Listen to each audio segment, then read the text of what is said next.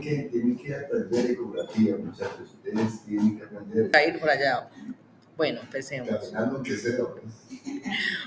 Bueno, entonces, buenos días. Hoy vamos a hablar de un tema, pero antes quiero que hagamos un caso clínico de un paciente que llegó aquí al servicio de urgencias hace 20 días, 22 días.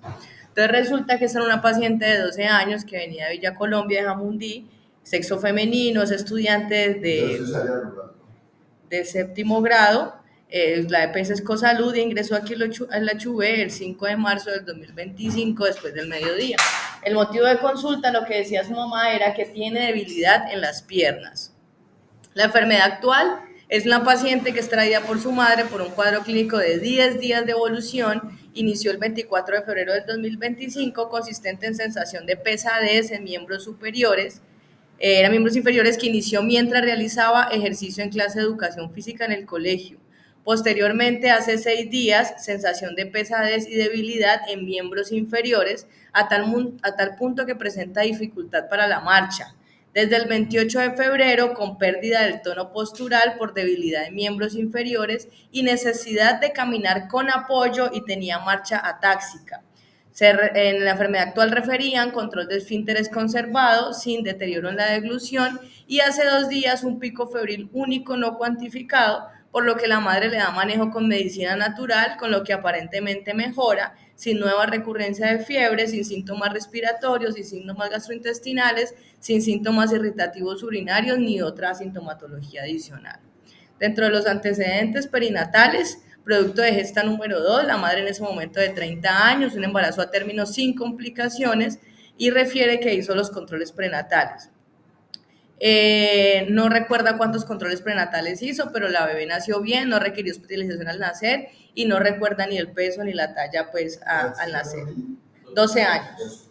Dentro de patológicos niega, farmacológicos dice que complemento B, pues seguramente le daba algún. Alérgico niega, quirúrgico niega, hospitalizaciones previas niega, inmunizaciones, vacunas completas, en ese momento no aportó el carnet, y tóxicos niega algún consumo de spa, niega contacto con fumadores o niega exposición a biomasa. Dentro de los exámenes físicos, el examen físico de ingreso tiene exposición a, no sé, a recorte industrial, o sea, que viviera cerca del área pues industrial. Algo, es que no sabía que iba a empezar así, y hubiera sido chévere haber puesto un caso de Tolima, me parece, de López, en sus casos. Un caso también interesantísimo. Listo. Dale. Listo. Signos vitales: tensión arterial en 117/78, una frecuencia cardíaca de 105, una frecuencia respiratoria de 21, una saturación de 96, una temperatura de 35,9.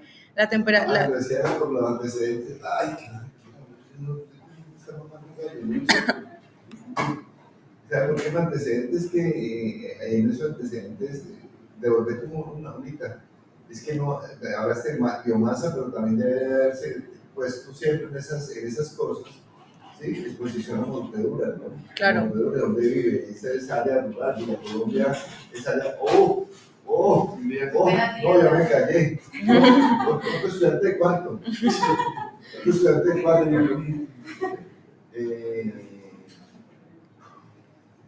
Exposición a mordeduras, no, a accidentes. Ya el profesor. Pacientico que quiere que lo vea. Es que me resultó un pacientico ya que es hijo de una es que era una de las primeras veces en los canales de televisión. Cursos. Una youtuber. En esas que se matan en la selva. Desafío. ¿De cómo estudia? Con un convulsionado de 3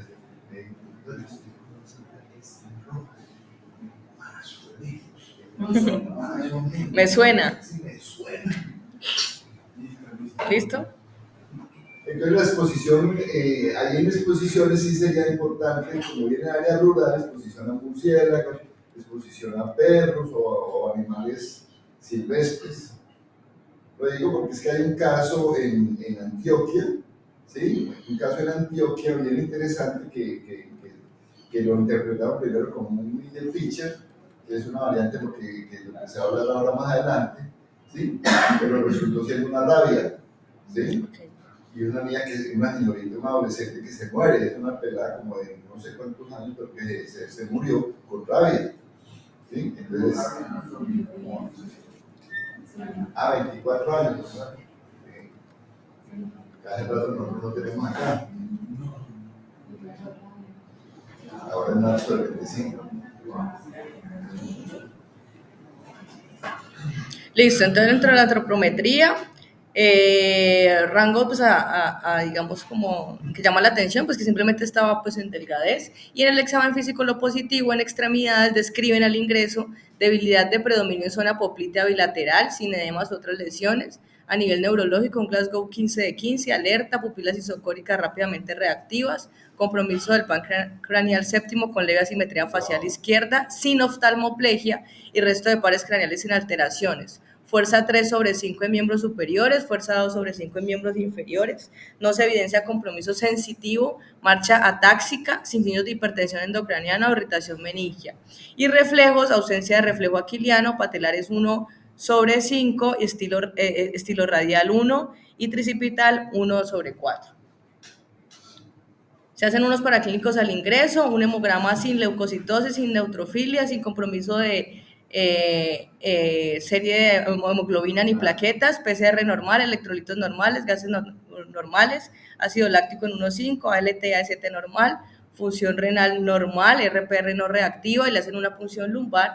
El citoquímico dice aspecto transparente, color incoloro, glucosa de 63, proteínas en 26,6, una LDH en 12, recuento de rojos 1, polimorfonucleares 1, y lo infeccioso le solicitan HTLV1, en ese momento estaba pendiente, pero fue negativo, virus de Epstein-Barr, IgG positivo, e IgM negativo, VIH negativo, anticuerpos para citomegalovirus IgG positivo e IgM negativo.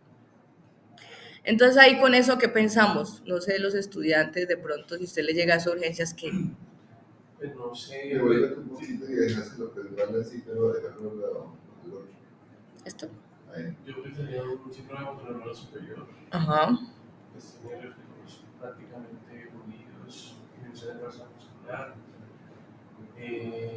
No sé si ya habrá compromiso en el tronco, aunque no, los otros pares están sin compromiso, porque llama la atención que tiene séptimo par, más todo lo de la de motoneurona. ¿Alguno más, los internos? ¿Qué piensan? ¿Sí? Uh-huh. Ok. ¿Algo más? Pero muy agudo, ¿no? Sí, muy agudo. Una persona de stroke, ¿no? Desde hace mucho más progresivo, ¿no? 12 años, ¿no? 12 años. Sí, una distrofia 10 días. debutaba desde mucho antes. Una lesión, una lesión antes para También. ¿Alguna intoxicación podría dar eso, Cristian? ¿Cómo? ¿Así agudo? No. Ah, no, agudo sí. Agudo no. Algunos agentes quimioterápicos también. Ah, quimioterapia. De una oncológica, de un oncológico, sí, señor. Listo. Entonces, Pues si no me internet, pero es que no, sí, otras cosas. Eso es muy, muy neurológico, ¿no? Sin embargo, por eso te decía que me pegaran la anterior luz, porque es que te llama la atención, le llama la atención que tenga compromiso de pares, o sea, algo que viene, ¿cierto?, de miembros inferiores, va ascendiendo, pero no nos dicen nada, ahí no nos dice nada del compromiso ventilatorio o la exclusión, si no nos dice nada, ¿cierto? Aquí no, pues en la enfermedad actual dijeron que no estaba comprometida. Sí, le o sea, preguntaron. Ajá, Sí, sí, nada. Pues, pero o sea, el físico no tenía nada. Nada. Y lo ideal en estos casos, que saben para dónde vamos, ¿cierto? Porque el tema es, hubiera sido lo de que eso no se hace, pero se debería hacer la evaluación de un pico flujo, ¿no? Una espirometría, ¿no? que dice se debería hacer, pero que yo nunca entendí por qué en Colombia no se hace, ¿no? Nadie hace eso, ¿sí? Para que sea mágica, pues, ¿cierto? Pero que también pudiera hacer eso para evaluar las capacidades ventilatorias. Listo. Hay de pronto para hacer la claridad de que la hiporreflexión es una característica muy de la motilidad. Sin embargo, ahí hay un distractor, pues entre comillas, que Sí, se va sí. a explicar, pero la presencia de ese compromiso de la mecánica Deben decirlo, sí. puede a uno confundir en el examen de esto es mental, pero hay otras cosas en la historia clínica pues, que son Listo. Entonces, con base a eso, vamos a hablar sobre el síndrome de Guillain-Barré en pediatría. A modo de introducción, tenemos pues que se conoce como una polineuropatía desmielinizante aguda o una parálisis ascendente del Landry, que es una afectación inflamatoria que es del sistema nervioso periférico. Es la causa más común de parálisis flácida aguda y abarca un grupo de trastornos que son bastante heterogéneos. Generalmente es un inicio agudo y casi siempre es algo que se conoce como monofásico y pues la naturaleza es autoinmunitaria. Tenemos que el diagnóstico y el tratamiento pueden ser bastante complejos porque hay un curso bastante heterogéneo, porque tiene variantes, como vamos a hablar ahora. El diagnóstico diferencial es bastante extenso, pues ustedes también pensaron pues, en otra cosa, nomás en este caso. Hay ausencia de métodos que sean altamente sensibles para el diagnóstico y pues los tratamientos son costosos y pues algo limitados. Tenemos que, como les digo, la polirradiculoneuropatía más común es una rápida progresión de debilidad en extremidades, usualmente inicia de manera ascendente en miembros inferiores y asciende, y también en los músculos faciales en algunas de sus variantes. Es una respuesta inmune anormal al estímulo, es potencialmente fatal, pues si no tiene tratamiento, compromete nervios periféricos y raíces nerviosas. Se desencadena generalmente por infecciones, ya veremos ahora por qué, y las primeras descripciones fueron por estos tres señores que están en las imágenes en la Primera Guerra Mundial, por el señor Guillain, que es el primero, Barré, que es el segundo, y Stroll, que es el último, pues que no lo metieron ahí. En cuanto a la epidemiología, tenemos que es una enfermedad rara. Afortunadamente, la incidencia del mundo se estima que es de 1 a 2 personas por cada 100.000 anualmente, y la incidencia en niños se estima que es entre 0.4 y 1.3 casos por cada 100.000 niños menores de 14 años. En esta gráfica vemos la incidencia de Guillain-Barré. Tenemos que en Norteamérica, espérate, yo hago acá.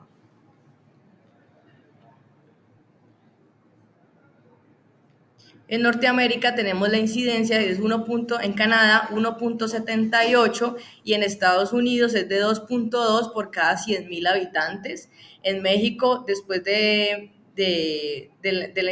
antes de la infección por virus, por Zika, la incidencia en México fue de 0.2 por cada 100.000 y después de esto de 0.62 por cada 100.000. Y tenemos que el subtipo más común es la polineuropatía desmielinizante inflamatoria aguda, que es AIDP.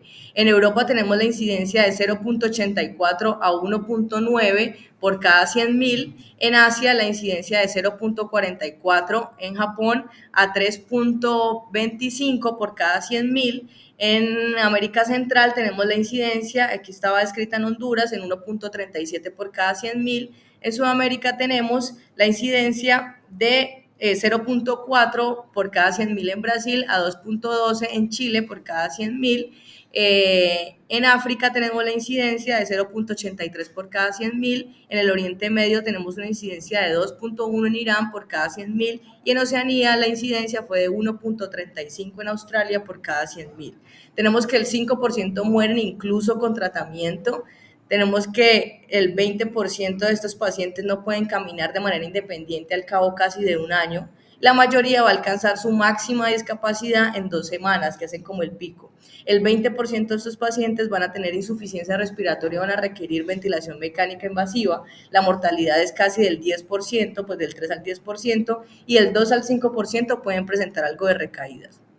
Este estudio que se realizó en pacientes con Guillain-Barré en pediatría fue realizado en Dinamarca. Entonces se tomó el Registro Nacional de Pacientes con Dinamarca, pacientes de menores de 16 años, en un periodo de 1987 al 2016, pues estudiaron 145 expedientes médicos. Ellos encontraron en ese momento una incidencia de 0.69 por cada 100.000 pues, niños, y el punto máximo, o sea, el pico de presentación fue a los 2 años de edad. Una prevalencia mayor en hombres que en mujeres, y el 63% de pacientes estaban precedidos o tenían historia de una infección previa.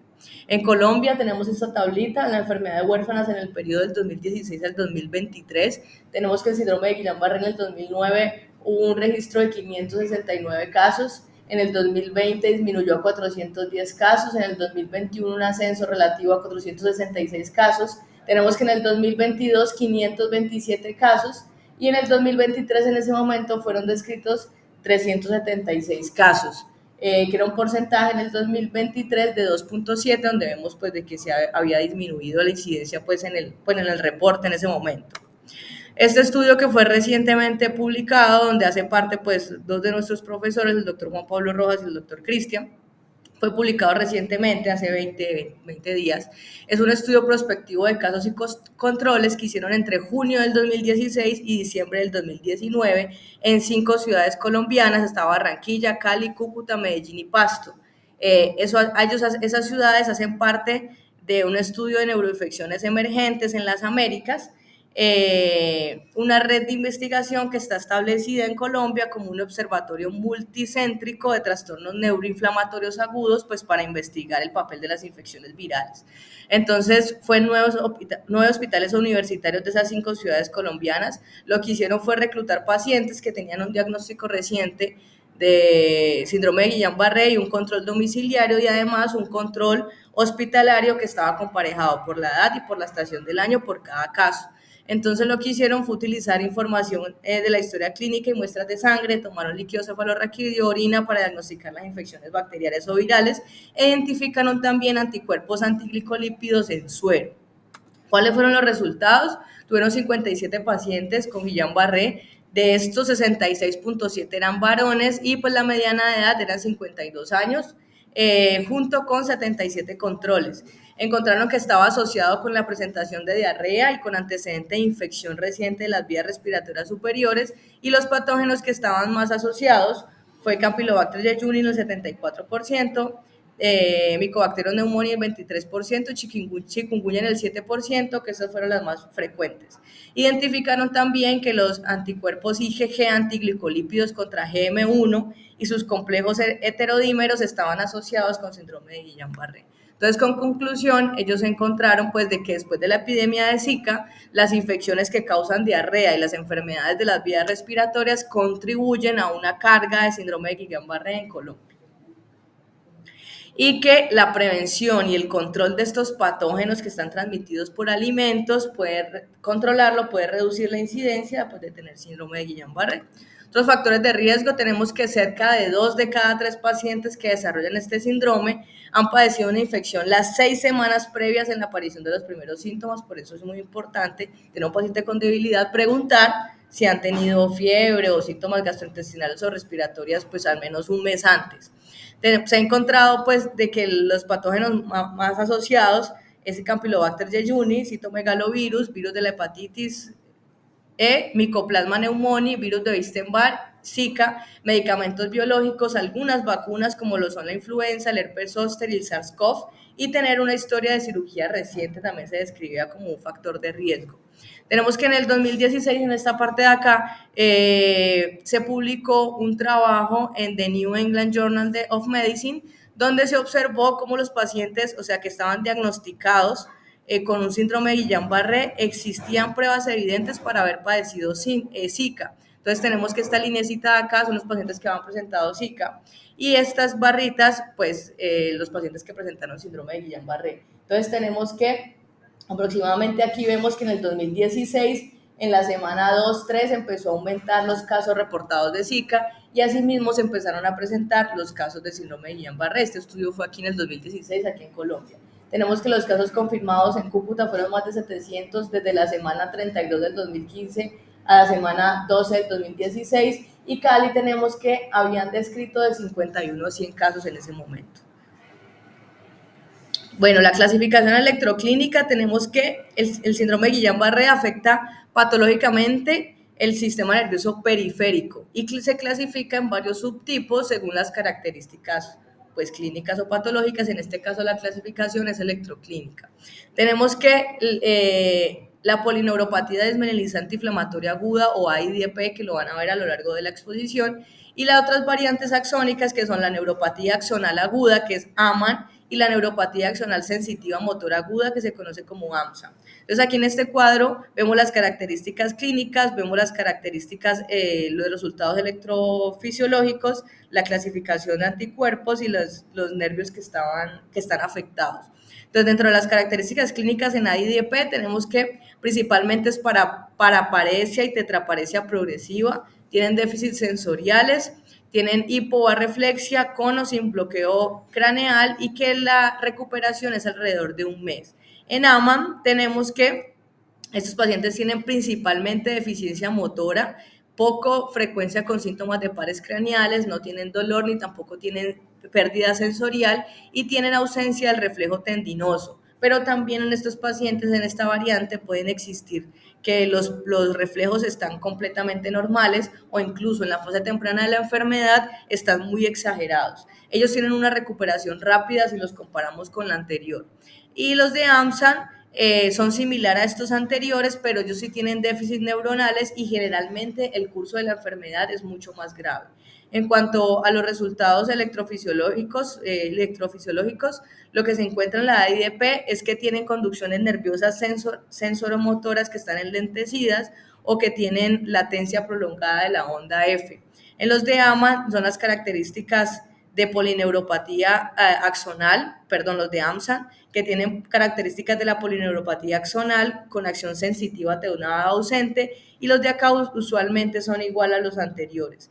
Y la clasificación, o sea, de los anticuerpos, tenemos que en AIDP no son detectables de forma rutinaria, mientras que los de AMAN principalmente son GM1 y GD1A, y los de AMSA son igual a los anteriores. ¿Y cuáles son los nervios que están afectados? Principalmente en AIDP son los nervios sensomotores, craneales y autónomos. En los AMAN son los nervios motores y en los AMSAN son los nervios motores y sensoriales.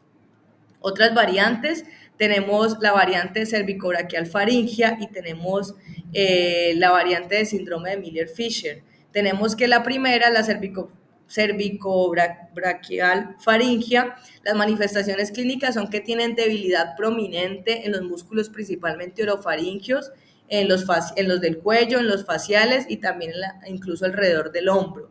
Tenemos que el estudio de conducción nerviosa es normal en la mayoría de los pacientes, pero a veces sí tienen anormalidades en los brazos, prominentemente un patrón axonal. Y los anticuerpos que encuentran relacionados, el GT1A o el GQ1B y el GD1A. Y en la variante de síndrome de Miller-Fisher, las manifestaciones clínicas, lo principal son que tienen ataxia, oftalmoplegia y arreflexia. Y el estudio de conducción nerviosa es normal en la mayoría de los pacientes. Podrían estar cambios discretos en la conducción sensorial o en algo que se conoce como en el reflejo H. Y los anticuerpos que están relacionados es el GQ1B y GT1A principalmente. Los dos detalles. El primero es que, como la paciente en cuestión, tener una afectación en la craneal no resulta. El 20% pueden tener y lo segundo es que, bueno, esas variantes son difíciles de diagnosticar porque son difíciles de seleccionar. En un paciente con debilidad por orofaringio, capaz que no está. Por eso es importante en la historia clínica que hemos visto una paciente muy complicada, que es con polineuropatía. Y el inicio es cráneo caudal. Listo. En cuanto a la fisiopatología, tenemos que la patogénesis va a variar entre los diferentes subtipos. Aquí van a hablar de AIDP, que es la polineuropatía desmineralizante inflamatoria aguda, y de AMAN, que es la neuropatía axonal motora aguda. Entonces tenemos que las infecciones con patógenos, como en este caso Campylobacter jejuni, que como vimos que es el que está más fuertemente asociado, pueden desencadenar una respuesta inmune por medio de las células T y las células B, pues las células presentadoras de antígeno. Esto va a generar una producción de anticuerpos que provocan una disfunción nerviosa y los síntomas del síndrome de Guillain-Barré. Entonces tenemos que estos generan anticuerpos y tienen una reacción cruzada con los lipooligosacáridos que están, o sea, los lipooligosacáridos que están presentes en este patógeno es el que desencadena toda la respuesta inmune y va a generar una reacción cruzada de estos anticuerpos con los nervios periféricos principalmente. Entonces, reaccionan con los gangliósidos que se encuentran en los nervios periféricos, principalmente GM1 y GD1A, que está presente en los nervios periféricos. Entonces, esos anticuerpos generados por el patógeno generan la reacción cruzada y ataca a nivel de los nervios periféricos. Entonces, tenemos que los antígenos Diana de Laman está principalmente aquí en este nódulo que se llama nódulo de Rambier, y los anticuerpos anti-GM1 o anti-GD1A lo que hacen, que está presente aquí se unen a este axolema nodal que provocan la activación de esto, que es el complemento. Este complemento activa este complejo de ataque a membrana, que lo que hace es desaparecer, se activa y ayuda a la desaparición de unos canales que son los canales de sodio dependiente de voltaje. Entonces, con esta activación del complemento pueden generar un desprendimiento de la mielina paranodal y la insuficiencia de la conducción nerviosa. Y también el complejo de ataque a membrana hace la activación de los macrófagos. Los macrófagos invaden desde los ganglios linfáticos hacia todo el espacio perioaxomal y hace que se depuren todos esos axones que están dañados. En la IDP, los antígenos Diana se ubican presumiblemente en la vaina de mielina. La Diana en este caso es desconocida si la comparamos con la anterior, y los anticuerpos lo que hacen es, o sea, que se unen y activan el complemento y activan el complejo de ataque membrana, que es este amarillito de acá, lo que conduce a la formación de este complejo en la superficie externa de las células de Schwann.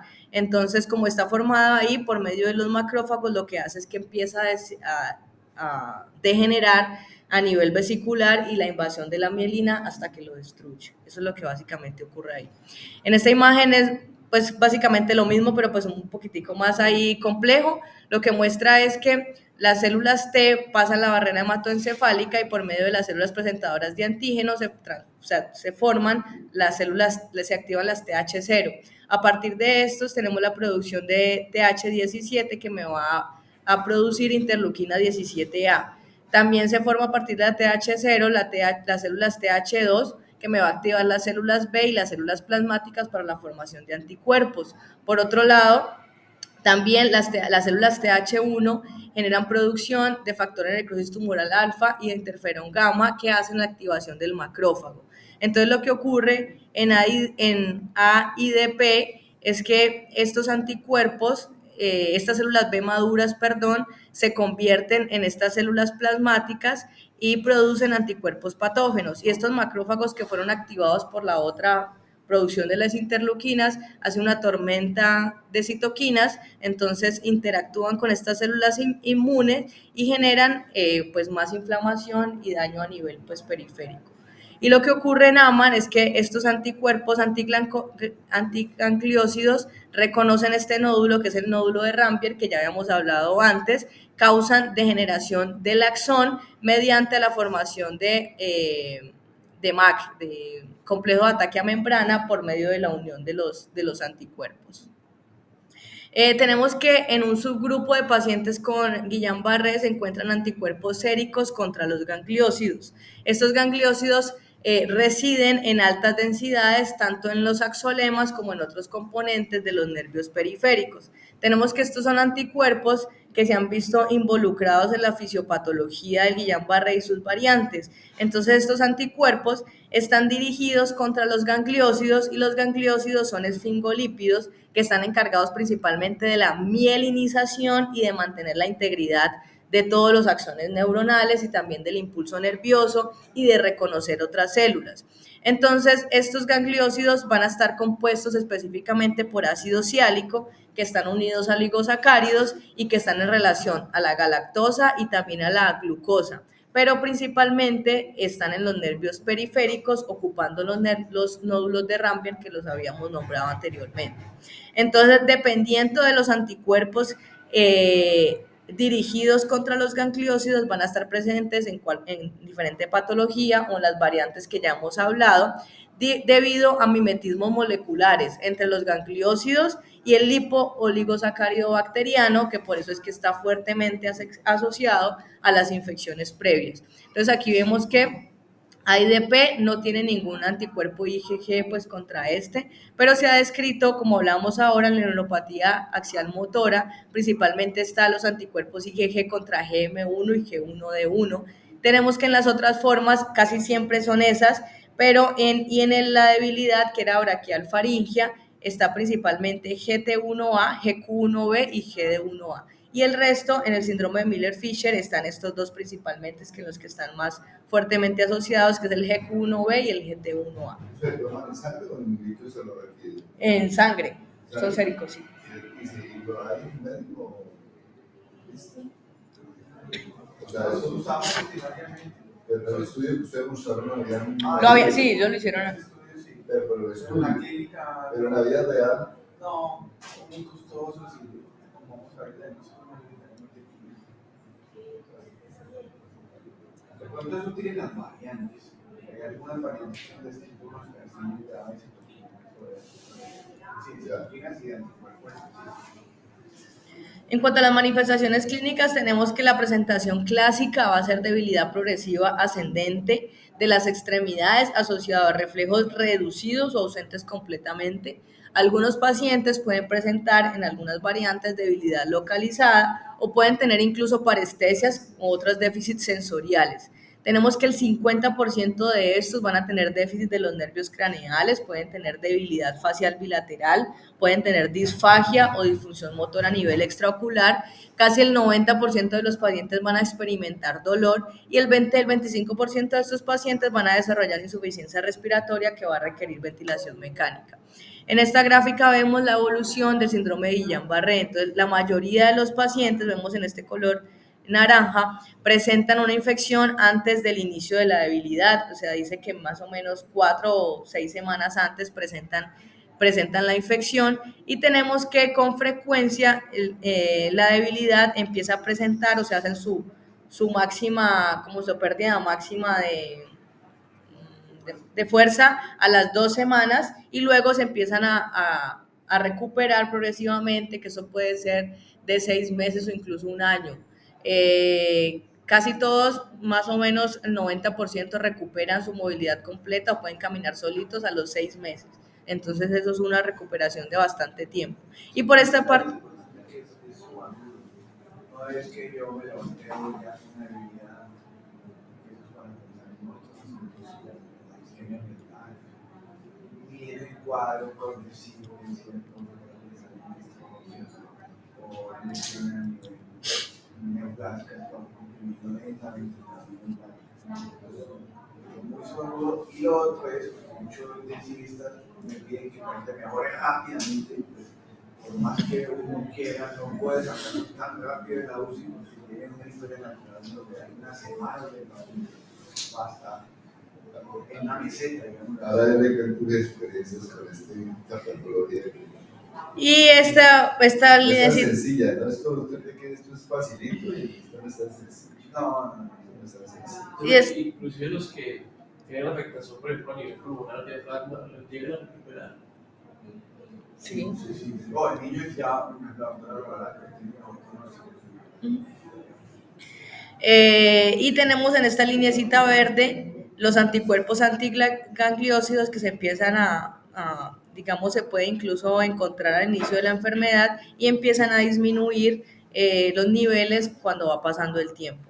En esta imagen vemos los síntomas de acuerdo a la variante clínica distintiva. Tenemos que podemos tener una variante clásica sensoromotora, donde principalmente van a ser síntomas sensoriales y motoras, una variante motora pura, que son síntomas netamente motores, una variante paraparética, que vamos a tener síntomas sensoriales y motoras predominantemente de miembros inferiores, la variante faríngea brachiocervical, que tiene principalmente síntomas sensoriales y motores, pero del tronco hacia arriba, y tenemos que la parestesias con debilidad facial bilateral, donde tenemos alteración motores a nivel principalmente de la cabeza, y en las extremidades superiores e inferiores tenemos síntomas sensoriales. En la variante sensorial pura tenemos alteración solamente sensorial en extremidades superiores e inferiores, y el síndrome de Miller-Fisher tenemos principalmente ataxia y también síntomas motores a nivel superior. Y en la encefalitis de Bickerstaff es otra variante que sí tenemos de todo. Tenemos ataxia en extremidades, tenemos compromisos sensorial y motor, y tenemos también alteración del estado de la conciencia principalmente. Otros síntomas son las disautonomías agudas, que incluso esta es la causa importante de muerte, pues por eso es que se mueren esos pacientes con síndrome de Guillain-Barré. Pueden tener alteraciones cardíacas y hemodinámicas, se presentan principalmente con hipertensión o con hipotensión postural o con taquicardia, que es la más común que ocurre en esos pacientes. Entonces vamos a hablar del papel potencial de la vacunación, porque en el factor de riesgo, como vieron, que estaban unas vacunas que decían que estaban asociadas a esto. Entonces, dicen que algunos pacientes van a desarrollar Guillain-Barré poco después de recibir una vacunación.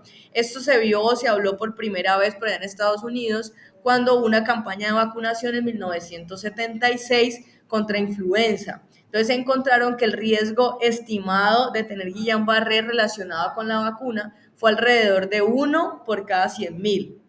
Después volvieron a hablar de esto en el 2009 en una campaña de vacunación nuevamente contra influenza, y amplios estudios nacionales e internacionales revelaron que la vacunación solamente se asociaba con un pequeño riesgo atribuible del síndrome de Guillain-Barré, 1.6 casos adicionales por cada 1.000.000.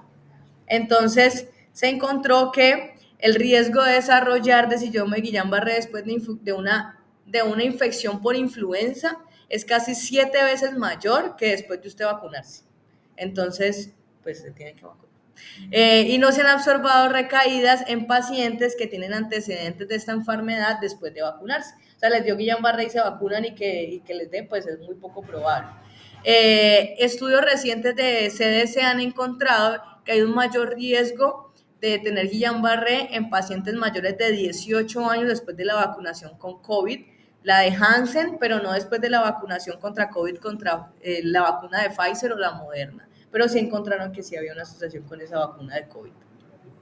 Entonces, el abordaje diagnóstico, primero, pues como todo paciente del servicio de urgencias, el triángulo de evaluación pediátrica, tenemos que hacer una historia clínica completa. Ya saben que si están viendo un paciente con debilidad, revisar todo esto anterior. El examen físico detallado, porque es importante el examen neurológico completo, pues para mirar lo de la presencia de los reflejos o no, si tienen compromiso de pares craneales o no, y si tienen algo que potencialmente lo ponga en riesgo, pues su vida en riesgo, que tenga que llevar a la unidad de cuidados intensivos. En el abordaje diagnóstico tengo que realizar también exámenes para excluir otras causas de parálisis flácida, como causas infecciosas, metabólicas, o pues un control, electrolitos que puedan causar esto. Tengo que hacer hemograma completo, glucosa, electrolitos, función renal, enzimas hepáticas, una punción lumbar, una electromiografía con neuroconducción y neuroimágenes. Esos exámenes principalmente son para descartar otras causas pues de la debilidad. En cuanto a los criterios diagnósticos, pues se han descrito varios criterios a lo largo pues de todo este tiempo. Estos son los criterios de Asbury para el diagnóstico, y otros que son los criterios de Brinton. Entonces, estos criterios muestran los criterios necesarios para el diagnóstico y las características que avalan firmemente el diagnóstico, porque como vemos, el diagnóstico es netamente clínico y usted se apoya en el resto de exámenes para descartar otras patologías. Entonces, los necesarios para el diagnóstico, sí o sí, tiene que tener debilidad motora progresiva de más de una extremidad, arreflexia o hiporreflexia marcada, y dentro de las características que avalan firmemente el diagnóstico está la progresión a lo largo de días o semanas, algo muy larvado, una relativa simetría, una pérdida leve de la sensibilidad, comienzo con dolor o malestar de una extremidad, compromiso de nervios craneanos, compromiso de la recuperación a las 2 o 4 semanas de detenerse ya la progresión, un trastorno funcional autonómico, ausencia de fiebre al comienzo de la evolución, aumento del nivel de proteínas en el líquido cefalorraquídeo una semana después de que los síntomas iniciaron y el electrodiagnóstico anormal con una conducción más lenta o con ondas F prolongadas, que es lo que van a ver cuando les entreguen la electromiografía. Bien, tanto la función como la función no nos ayuda mucho en el diagnóstico. Nos sirve para confirmar, pero no puede esperar una semana para decir Porque este líquido será normal, ¿no? ¿El de qué, profe? De la paciente, ¿cierto? Sí, era normal. Las proteínas estaban normales y la albúmina estaba normal. Ya lleva más de una semana. Llevaba 10 días. 10 días. no, hasta 2 semanas. Pero la mayoría de los pacientes tienen la disociación. O sea, Albúmina. clásica, Ujú. la semana. Sí, ella tenía niveles de albúmina normal y proteínas normales. Todo normal. Está todo normal. Ujú. Importante esta diapositiva, cuando no pensar que es síndrome de Guillain-Barré. Los criterios que hacen dudar el diagnóstico es el nivel sensitivo, que estos pacientes tengan una asimetría marcada y persistente, que tengan una disfunción vesical o intestinal persistente, que tengan más de 50 células en el líquido cefalorraquídeo, que tengan polimorfonucleares en líquido cefalorraquídeo o que tengan niveles sensitivos agudos. Y los que excluyen realmente el diagnóstico son diagnóstico de botulismo, miastenia, poliomielitis o neuropatía tóxica, metabolismo anormal de las porfirias, difteria reciente o síndrome sensitivo puro sin debilidad. El examen, otros hallazgos de laboratorio que nos apoyan en el diagnóstico, pero como les digo, pues esto es para descartar otras patologías. Tenemos el líquido cefalorraquídeo, se utiliza principalmente para descartar otras causas de debilidad distintas al Guillain-Barré y se tiene que realizar durante la evaluación, debería hacer durante la valoración inicial del paciente. El hallazgo clásico en el líquido cefalorraquídeo es la combinación de un nivel elevado de proteínas en el líquido cefalorraquídeo y un recuento normal de células en el líquido cefalorraquídeo. Esto es lo que llaman la disociación albuminocitológica. En esos pacientes se ve que el recuento de las células blancas son normales o ligeramente aumentadas. Usualmente vamos a tener menos de 5 células y es muy raro tener de 5 a 50 o mayor a 50. Tenemos que en suero podemos detectar los anti-GQ1B o los anti-GM1 en las variantes como el síndrome de Miller-Fisher principalmente, y electrodiagnóstico son estudios de conducción nerviosa compatibles con polineuropatía, pero pueden ser normales en los primeros días de la enfermedad. Entonces, si está normal, esto no les va a descartar el diagnóstico.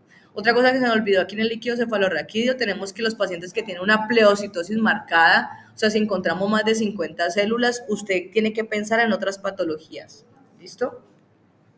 En cuanto al electrodiagnóstico, las mediciones pueden ser normales cuando se realiza de manera temprana en el curso de la enfermedad, digamos dentro de la primera semana de los síntomas, o en los pacientes que tienen una debilidad proximal inicial, una enfermedad muy leve o que la progresión sea muy lenta, o incluso en algunas variantes incluso puede ser normal. Entonces tenemos que no se requiere para el diagnóstico, pero pues me sirve para respaldarlo. Si es negativo, si es normal, yo no voy a descartar el diagnóstico. No tiene impacto en las modalidades de tratamiento, no dice nada de eso. Y lo que nos ayuda, lo que nos muestra es que hay velocidades de conducción reducidas, que tienen amplitudes evocadas sensoriales y motoras también reducidas. Y lo que me ayuda es a determinar el subtipo, si es desmielinizante o que si es axonal. Eso es principalmente lo que me ayuda a determinar si es una variante o no, pero no me va a cambiar en nada más. En cuanto a las imágenes, la resonancia magnética me sirve para excluir otros diagnósticos. Una enfermedad cerebrovascular, una inflamación o malignidad. Y tenemos que en la resonancia magnética lumbosacra lo que me va a mostrar con una sensibilidad casi el 83% es un realce en las raíces lumbares. No se recomienda ni ecografía de nervios periféricos, pues que eso está ahorita como que el boom, eso no sirve, y el TAC tampoco. Entonces la resonancia, pero para descartar otra cosa, pero no para hacer el diagnóstico de Guillain-Barré.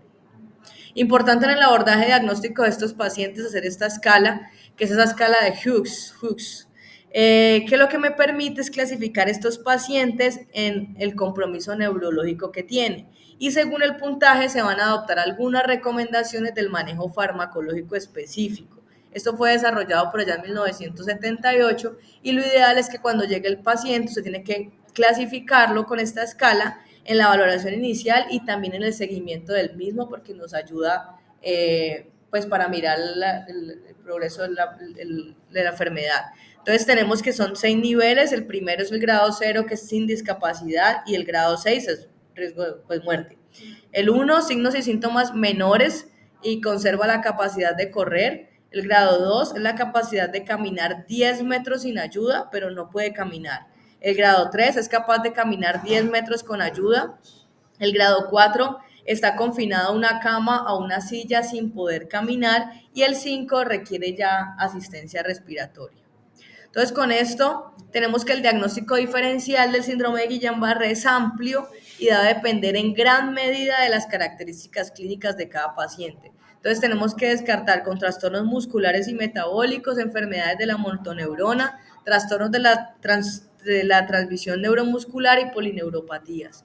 Dentro de los trastornos musculares y metabólicos está la parálisis hipocalémica aguda, la depresión crónica de potasio, la parálisis hipocalémica periódica familiar, deficiencias de maltasa ácida o algunas miopatías mitocondriales. De las enfermedades de la motoneurona, pues una forma aguda de atrofia muscular espinal progresiva, una forma vulvar que tengan disartre y disfagia o polineuropatía pielomelitis, bilar aguda. En los trastornos de la transmisión muscular, un diagnóstico diferencial es la miastenia gravis. Tenemos el síndrome miasténico paraneoplásico, el botulismo y agentes bloqueadores neuromusculares que esté tomando el paciente y pues que me pueda generar esta sintomatología. Y dentro de las polineuropatías, el diagnóstico diferencial con porfiria, con vasculitis, con neurotoxicidad por metales, también polineuropatía aguda axonal secundaria al consumo de alcohol y polirradiculopatía inflamatoria desmielinizante no aguda, sino crónica en este caso. Entonces usted valora al paciente y tiene que pensar si el paciente lo va a mandar para UCI o no. Entonces las razones para usted admitir a estos pacientes a unidad de cuidado intensivo son dificultad respiratoria en evolución con una falla ventilatoria pues inminente, que tengan una disfunción cardiovascular autónoma grave, pacientes que tengan arritmias principalmente o pues alteración cardíaca, que tengan una disfunción deglutoria grave o que tengan el reflejo de la tos disminuido. Entonces en estos pacientes, como les dije antes, casi el 20 al 25% de ellos van a requerir ventilación mecánica dentro de la primera semana del ingreso.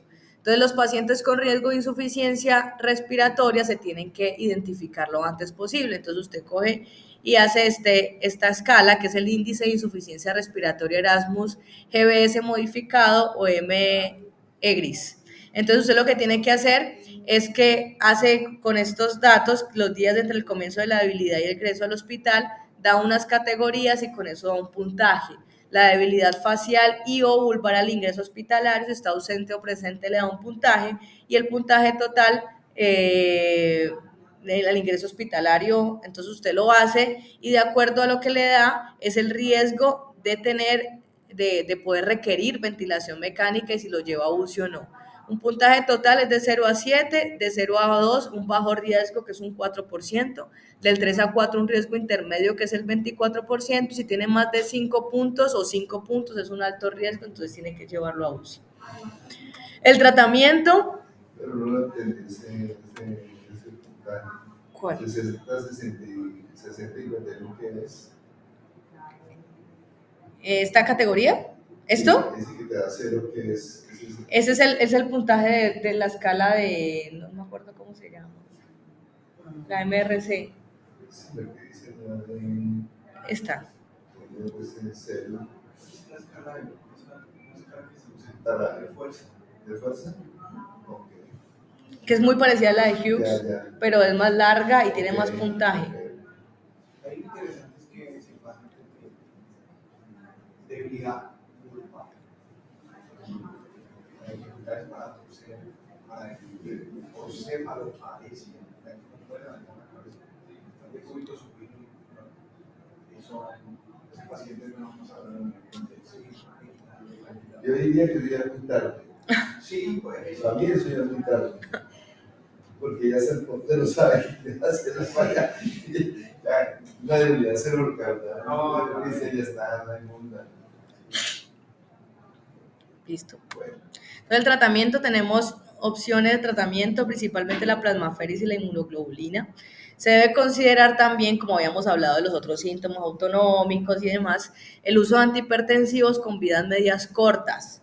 Se recomienda las infusiones de labetalol, de esmolol o nitroprusiato también, y también que se puede usar los betadrenérgicos bloqueadores de los canales de calcio, pero con precaución, porque hay dos pacientes que tienen hipertensión y que alternan con hipotensión. En una revisión sistemática de Cochrane de 6 ensayos con 587 pacientes demostró que los corticosteroides no sirven. Entonces, el tratamiento que tenemos, las opciones son plasmaféresis y inmunoglobulina. Plasmaféresis, iniciarla tan pronto, lo más pronto posible en los pacientes con Guillain-Barré que no pueden caminar sin ayuda y dentro de las 4 semanas del inicio. Entonces, en las primeras 4 semanas y que no puedan caminar, usted inicie plasmaféresis. Usted puede realizar de 4 a 5 intercambios durante 1 o 2 semanas con un volumen de intercambio total hasta de 15 litros en pacientes que tienen discapacidad bastante grave, y es muy débil esta recomendación de hacer 2 intercambios en los pacientes que aún pueden caminar pero que no pueden correr dentro de las 2 primeras semanas. Para eso me sirve la escala que hablábamos ahorita, la de Hughes. No se recomienda plasmaféresis en pacientes con afectaciones muy leves, pacientes que tienen enfermedad estable dentro de las 2 primeras semanas desde el inicio de la debilidad y aún con afectación leve en las semanas 2 o 4 semanas después del inicio de la debilidad. En esta revisión de Cochrane, donde se miraba, digamos, el tratamiento con plasmaféresis en estos pacientes versus la terapia de soporte. Se estudiaron 649 pacientes y los resultados a favor de la plasmaféresis fueron que el tiempo hasta recuperar la capacidad de caminar con ayuda, el tiempo hasta el inicio de la recuperación motora, la necesidad de ventilación mecánica y la probabilidad de recuperación total de la fuerza motora al año y secuelas motoras severas al año. Entonces encontraron aquí que fue más eficaz el uso en los primeros 7 días, pero también era eficaz entre los 7 y 30 días después del inicio de tratamientos y no hubo diferencias en los efectos adversos. Entonces la inmunoglobulina, usted la tiene que iniciar tan pronto, o sea, muy pronto en los pacientes que no pueden caminar sin ayuda, si todavía se encuentra dentro de las primeras 2 semanas del inicio de la debilidad. El tratamiento estándar más frecuente utilizado y que tiene una eficacia probada es 0.4 gramos por kilo día durante 5 días. Y los pacientes que tienen un mal pronóstico, el ciclo estándar es de 1 gramo por kilo día durante 2 días, en lugar de administrar un segundo ciclo por 5 días. Entonces, aquí en esta diapositiva vemos los mecanismos de acción de la terapia con inmunoglobulina en síndrome de Guillain-Barré. Primero, la modulación del repertorio de células B y los síntomas de anticuerpos. Segundo, lo que hacen es neutralizar los autoanticuerpos patógenos. Tercero, lo que hacen es inhibir el daño mediado por el complemento. Cuarto, lo que hacen es inhibir la actividad de los macrófagos. En quinto lugar, lo que hacen es inhibir la maduración y toda la activación de las células presentadoras de antígeno.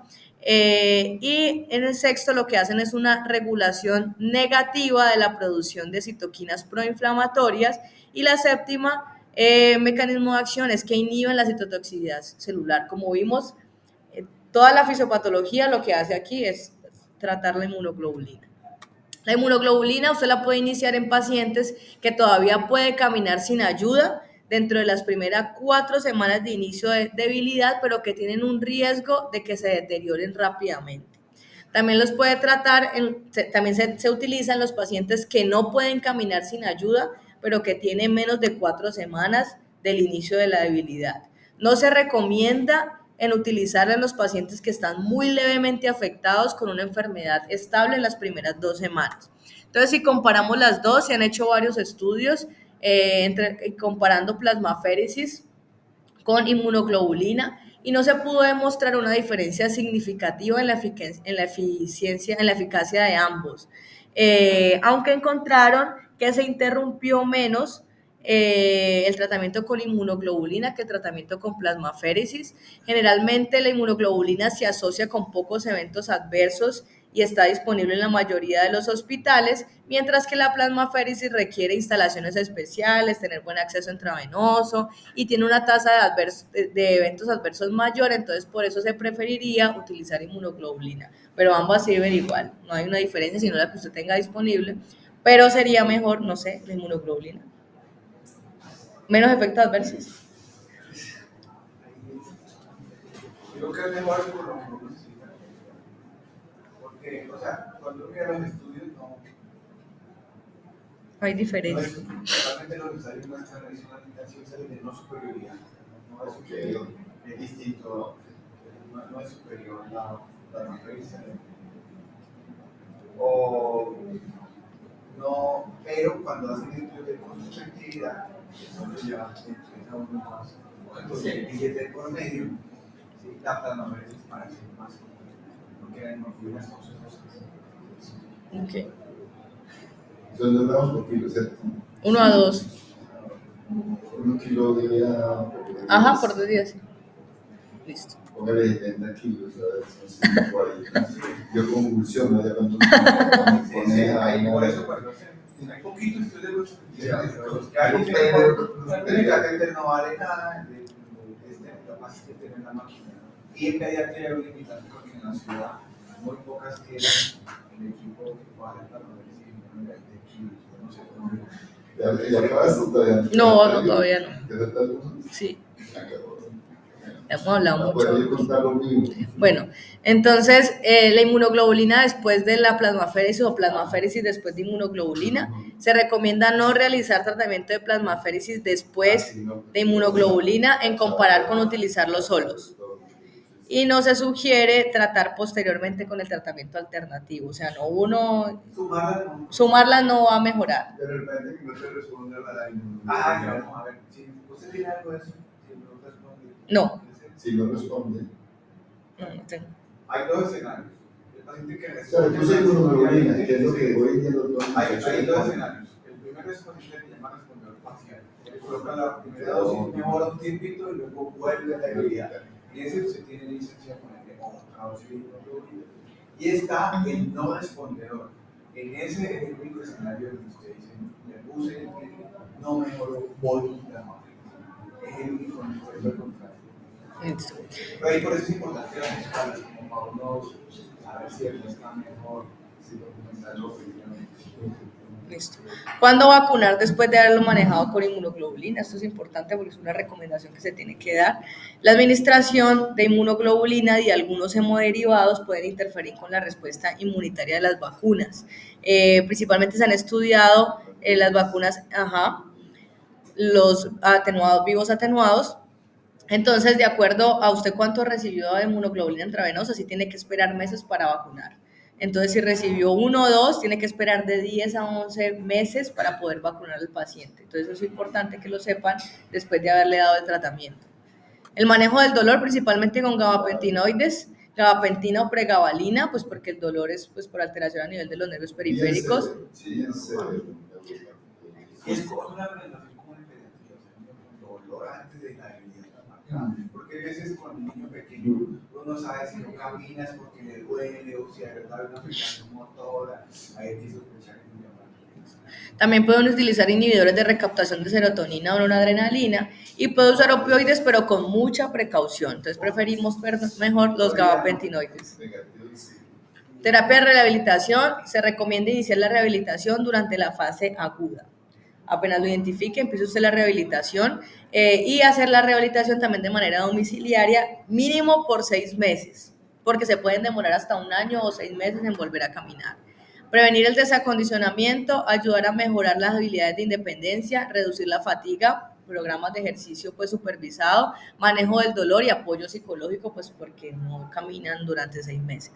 Complicaciones: asfixia, arritmias cardíacas, infecciones adquiridas en el hospital, dolor, delirio, depresión, retención urinaria, constipación, úlcera corneal, deficiencias nutricionales, hiponatremia, úlceras por presión, neuropatía por compresión y contracturas y osificaciones de las extremidades. Predictores de mortalidad, pacientes con enfermedad grave, con complicaciones pulmonares cardíacas, con ventilación mecánica y con infección sistémica, y la muerte puede ocurrir en todas las fases de la enfermedad. Sin embargo, encontraron que las muertes estaban más descritas en más de 30 días después del inicio pues, de la sintomatología. Y las causas más comunes de muerte pues, son las disautonomías, insuficiencia respiratoria, infección pulmonar, disfunción autonómica y el paro cardíaco.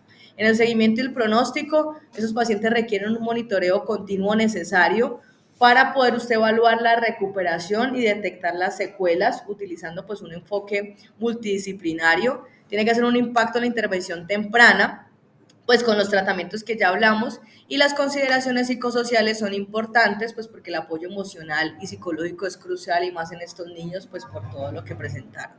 En esto simplemente pues se los puedo pasar, eso es un resumen, síndrome de Guillain-Barré en 10 pasos, desde cuándo sospecharlo hasta el momento de la rehabilitación.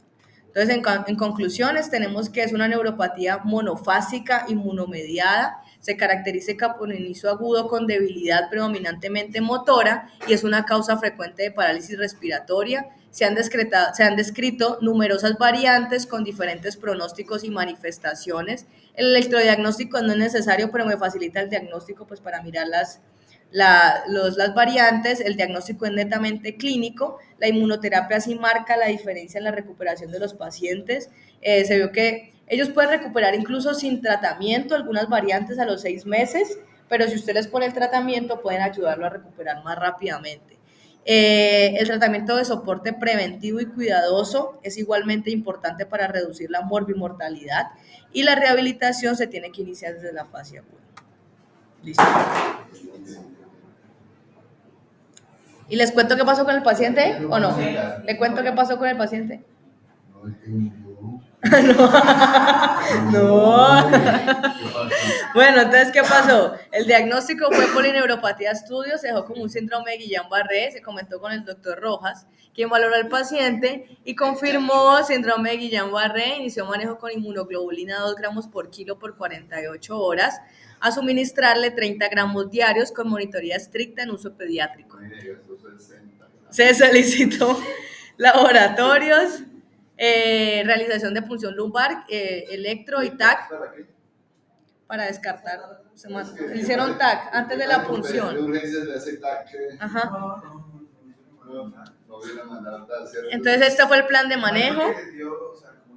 Había que funcionarlo. Ajá.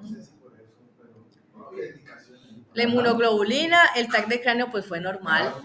Neurología lo vio a los 2 días después de haber terminado, o sea, ella llegó el 5, el 7 ya había terminado la inmunoglobulina. Entonces en este momento tenía ya fuerza proximal de 4/5, ajá, distal de 2.5, los reflejos miotendinosos bicipital 1 de 2, braquirradial 1, tricipital 1, el tono normal y no tenía reflejos patológicos. El 11 le hacen una electromiografía neuroconducción. Lo que dice es que la neuroconducción sensitiva de nervio mediano, ulnar, sural y perineo superficial estaban normales, pero la onda F a nivel bilateral en el nervio ulnar estaba ausente. El reflejo H nervio tibial bilateral estaba ausente y la electromiografía no tenía signos de denervación. Entonces ya el 12... O sea, estaba arriba, y estaba abajo. FIH es saca de cuenta, O sea, evaluar en la raíz, porque llama es una raíz. Entonces, y lo primero que uno ve es la minimización, más que en la parte de la raíz. Entonces, lo que a los fisiatras, a qué se les interesa, revisamos eso porque no quieres que les escriban rápido eso en el informe. El H, cómo es la... Cuando sale F ya hay una progresión. yo creo que nos van a echar ya casi. Ya. Ya, y 5 días después de terminar la inmunoglobulina, ya 7 días después del ingreso, ya la paciente tenía fuerza 4/5 en miembros superiores y ya le dieron salida. Varias cosas con esto. Si usted no había nacido, muchachos. la ventaja de estar aquí. Yo no soy para modelo, ¿no? Mi profe, mi viejito,